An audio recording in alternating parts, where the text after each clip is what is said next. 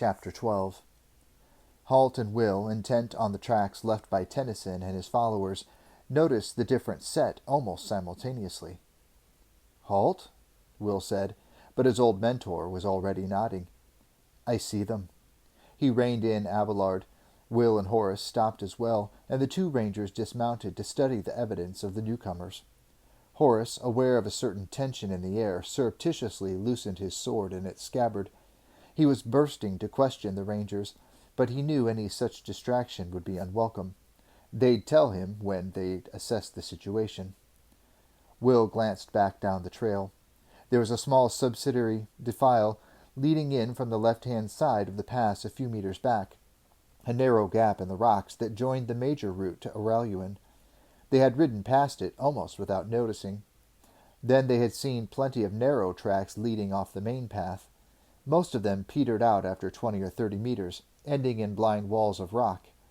This one was different. The tracks had come from it.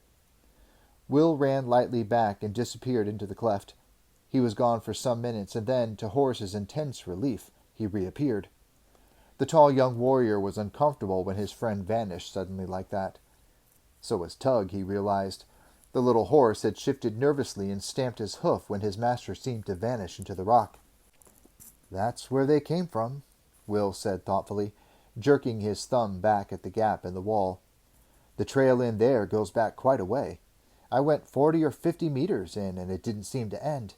And it widened out quite a bit." Halt scratched his beard thoughtfully. "There are dozens of subsidiary trails leading into the main pass," he said. "This is obviously one of them." He looked down at the scuffed ground before him, twisting his mouth thoughtfully at one side. Horace decided that his companion had long enough to assess the situation. "Who are they?" he asked. Halt didn't answer immediately. He looked at Will. "What would you say?" The days were long past when Will would blurt out an unconsidered answer to such a question from Halt. Better to be accurate than fast, he'd learned. He went down on one knee, touching one of the tracks with his forefinger, tracing its outline in the sand.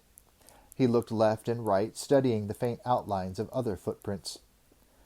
"The footprints are all big," he said, "and quite deep on this hard surface, so whoever they are, they're heavily built." "So?" "So they're all men. There are no smaller prints that I can see. No women or children with them. I'd say they're a war party." "Following Tennyson?"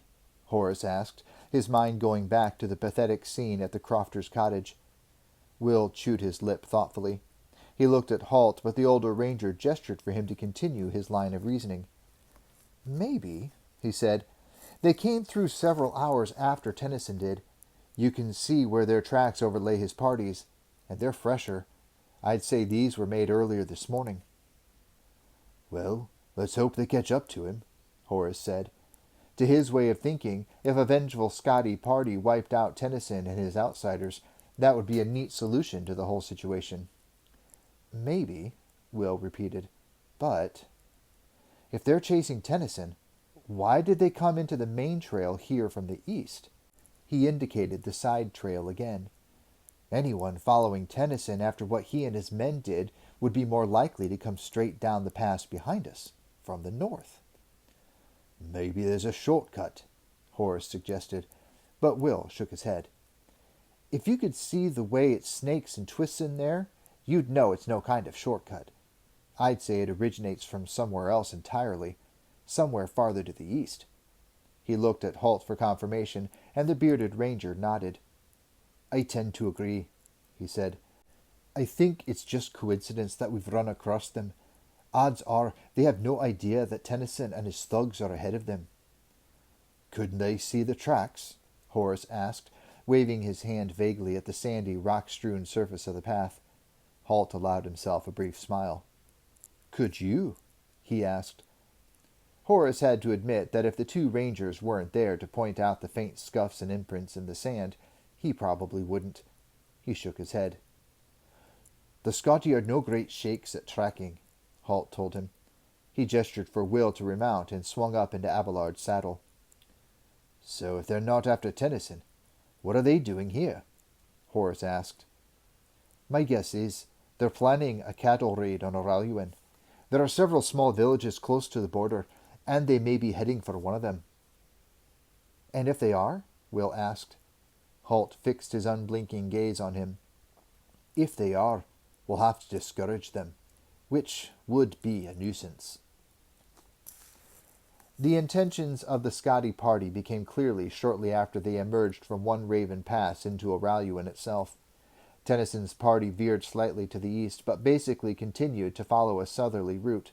The Scotty raiders swung almost immediately to head west of southwest, heading almost 90 degrees away from the outsiders.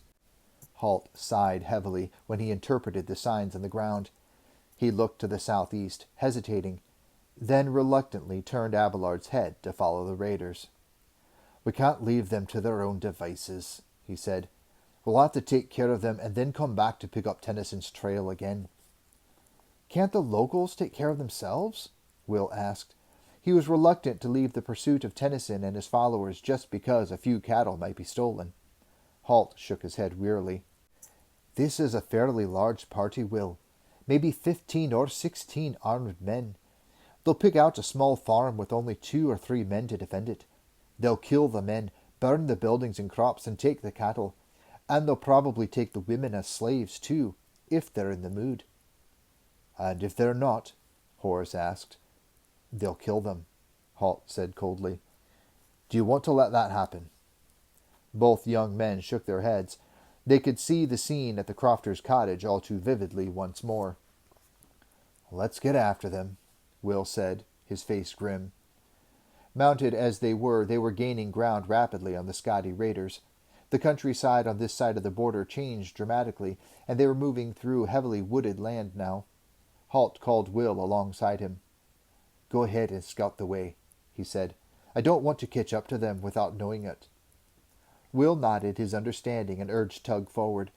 The horse and rider disappeared into the mist that filtered between the trees. Halt had no qualms about Will's ability to track the Scotty without being seen or heard. Both he and Tug were trained for the task. Horace wasn't so sure. "Maybe I should have gone with him," he said, a few minutes after his friend was lost to sight. "3 of us would make 4 times the noise he will," Halt said. Horace frowned, not quite understanding the question.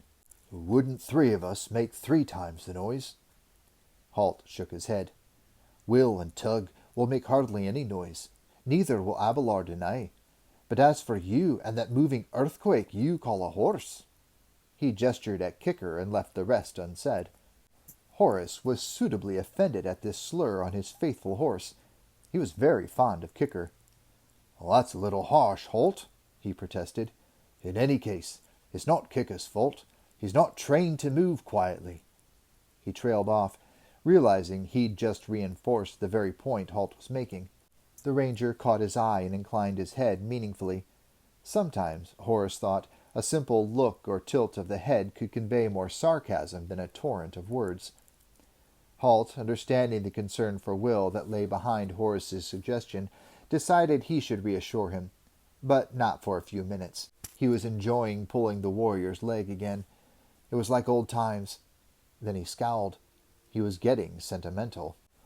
"Will knows what he's doing," he told Horace. "Don't worry about him." An hour later, Abelard suddenly raised his head and snorted. Then, a few seconds after that, Will and Tug slipped out of the mist once more, cantering toward them. Ranger horses were amazingly light-footed, Horace thought. Tug's hooves barely made the slightest of noises on the ground. Will reined in beside Halt. "They've stopped and camped in the woods about 2 kilometers away," he said.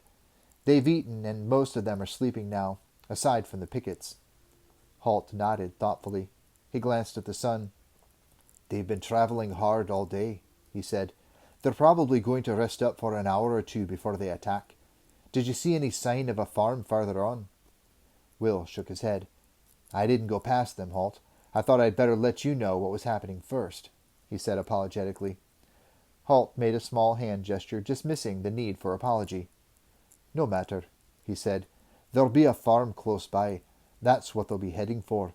They'll attack in late afternoon, when the sun's almost down." "How can you be sure?" Horace asked. Halt turned to look at him. Standard procedure, he said.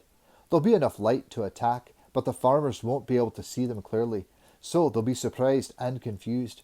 And once the cattle are run off, darkness will cover the Scottish tracks from any pursuit. They'll have the whole night to make their getaway. Well, that makes sense, Horace observed. They've got it down to a fine art, believe me, Halt told him. They've been practicing for hundreds of years. So what will we do, Halt? Will asked. The grey-bearded ranger considered his answer for a few moments, then said, speaking almost to himself, "We can't pick them off from a distance in this wooded country, the way we did at Crickenness. In Hibernia, he and Will had decimated an attack with their rapid long-range shooting, and the last thing I wanted to get tied down in a defensive fight with them." He looked up at Will. "How many did you count?" 17, the younger ranger replied promptly. It was one of the questions he knew Halt would want answered. Halt stroked his beard thoughtfully. 17. And chances are there'll only be 3 or 4 able-bodied men at the farm. If we get inside the farm buildings, the 3 of us could hold them off easily enough, Horace suggested. Halt glanced at him, conceding the point. That's true, Horace. But if they're stubborn, and the Scotty tend to be that way, we could be tied up for a day or more, and all that time Tennyson will be slipping farther away. No, he said, coming to a decision. I don't want to just hold them off. I want to send them packing. The 2 young men watched him expectantly, waiting to hear what he had in mind. After a short silence, he spoke. Let's bypass the Scotty camp and get in front of them. I want to see where they're heading. Can you lead us past them, Will? Will nodded and turned Tug around, heading into the trees again. Just a moment. Halt turned in the saddle and rummaged in his own saddlebags for a few moments, producing a folded garment in brown and grey. He passed it across to Horace. You might as well put this on. It'll help conceal you. Horace took the garment and shook it out, revealing a camouflage cloak similar to those worn by the Rangers. It might be a tight fit. It's a spare one of mine, Halt explained. Horace swung the cloak around him delightedly. Even though it was made for Halt's smaller frame, the Ranger cloaks were of such a capacious design that it fitted him reasonably well. It would be far too short, of course, but on horseback that didn't matter too much. I've always wanted one of these, Horace said, grinning at the cloak. He pulled the deep cowl up over his head, hiding his face in its shadows, and gathered the grey-brown folds around him. Can you still see me? He asked.